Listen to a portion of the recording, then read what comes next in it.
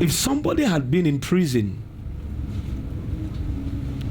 for 10 years and then finally the person is being freed, but the person is bound with chains, that this is how he moves, and he's bound with chains at his back, like he cannot release his hands, but he's freed.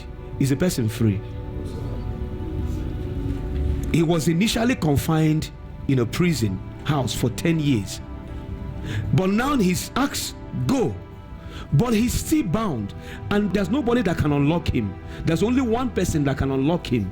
The chains are coded, and only one person has access to it.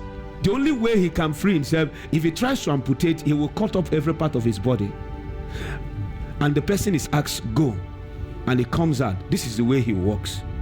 He can't feed himself. Is the person free? He's not really free. That's the picture of a lot of Christians.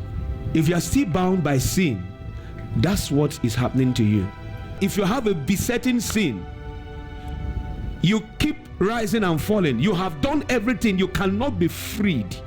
That is a picture of you. Forgiveness of sin is good. That is not all that God has for us when he sent his only begotten Son to die on the cross. Salvation is a total package.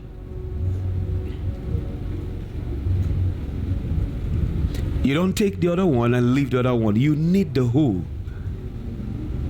You cannot be making a mockery of God. You cannot be a caricature on earth.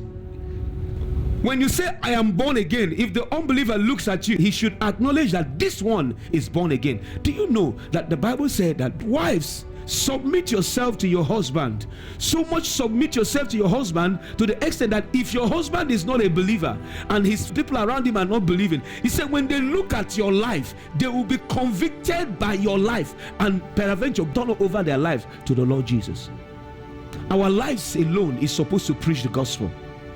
And do you know the best way to preach the gospel to those who are closest to you is your life, not your words. Your words can never convince anybody that is closest to you. Your words cannot convince your parents. Your words cannot convince your siblings. Your words cannot convince your spouse. It is your life that will convince them that something has happened to you. You cannot accept salvation and reject deliverance.